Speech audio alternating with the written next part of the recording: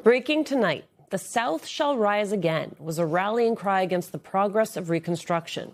In a matter of weeks, Southern Republican-led states have tried to take us back to that time, silencing the voice of Black voters. This is how one Louisiana resident responded to the state's efforts to eliminate a majority Black district. As far as I'm concerned, if you here as one of these Trump Republicans, you already showed us who you are. You showed us what you want to do. And I believe the country as a whole is rebuking your party. Y'all are in a death spiral. That's why y'all have to redistrict. That's why y'all have to cheat. Meanwhile, just last hour on Fox, Trump made it clear what he thinks of Republicans who oppose his gerrymandering push. I said, you know what? If they don't want to redistrict, they're not for us. Dee Reed, Alabama organizing manager for Black Voters Matter, joins us now. Sky Perryman is still with us. Dee, welcome to the show. This last week, you've seen one-party rule essentially be put into power in the South of the United States.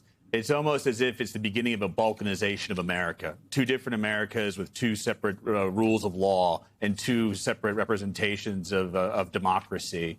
I want to ask you, because I think one thing that's being lost in the national conversation is the level that the Republican Party is taking these recent developments that have come out of the Supreme Court to really gerrymander local districts for the State House and for the State Senate. Yeah. And a party that is very much about local control does not seem to be very comfortable with local control in areas that for a long time have been represented by people who look like the ones who live there. That's right. Yeah, so listen, it is a lot going on, but what I will tell you all is that we are steadfast in the call that we have to defend voting rights. Ultimately, what we saw in Louisiana and what we've seen now in Tennessee and what we've seen in Virginia, what we've seen in now Georgia, and even what we're seeing here in Alabama is that this isn't just an issue isolated to one state, right? But it impacts all of us.